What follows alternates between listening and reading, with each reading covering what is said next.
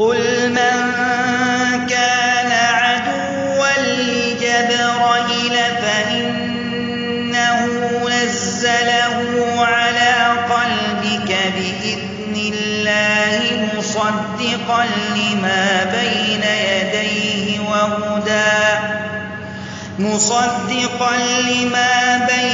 يَدَيْهِ وَهُدًى وَبُشْرَىٰ لِلْمُؤْمِنِينَ.